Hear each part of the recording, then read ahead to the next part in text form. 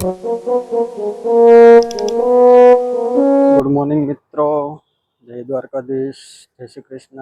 સવારમાં તમે જો રાજકોટ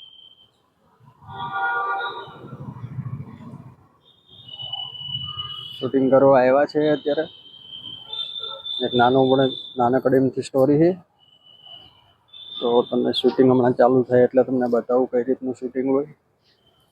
તો છેલ્લે સુધી જોજો. આજુભાઈ આપણે તૈયારી કરે છે બધી.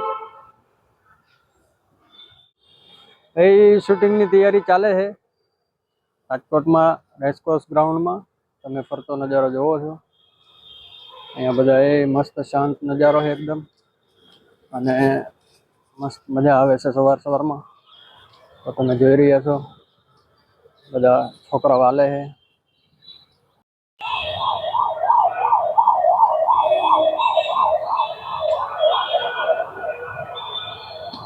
હવે એનો તો થયો અવલા પૂછો કર.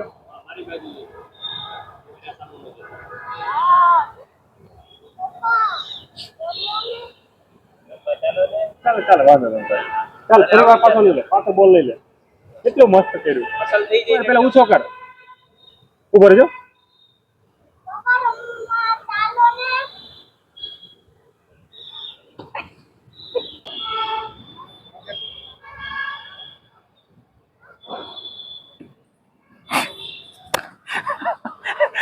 આમ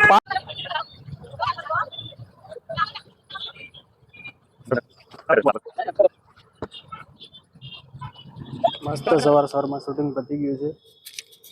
ઘણી ટ્રાય કરી, મહેનત કરી, પછી જે એક શોટ બાકી હતો એ આપણે લઈ લીધો છે. જેવી છે ને મમ્મી પપ્પા બી છે. મસ્ત સ્ટોરી બનાવી છે, જોઈ લ્યો છો.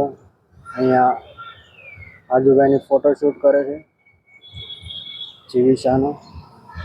પેલા બાજુમાં જીવિશાના મમ્મી પપ્પા. એટલે મસ્ત એકદમ ડાય છોકરી, મસ્ત આર્ટિસ્ટ, એકદમ એનું કામ પરફેક્ટ કરીને બતાવ્યું અમને. જોવો છો તમે.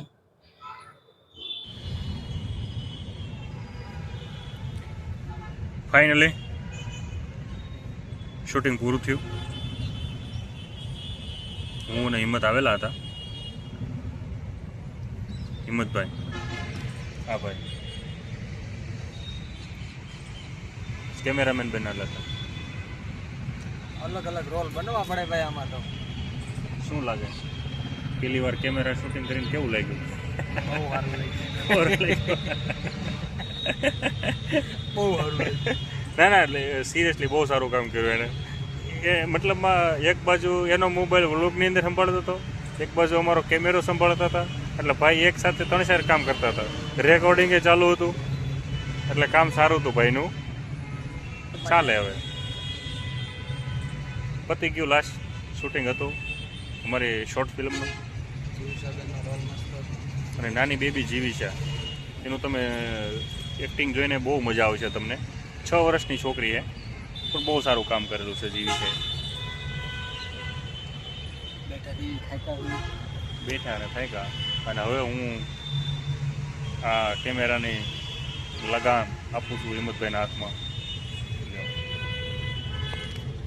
ચા પાણી પીએ અને પછી આગળનું કામ કરીએ.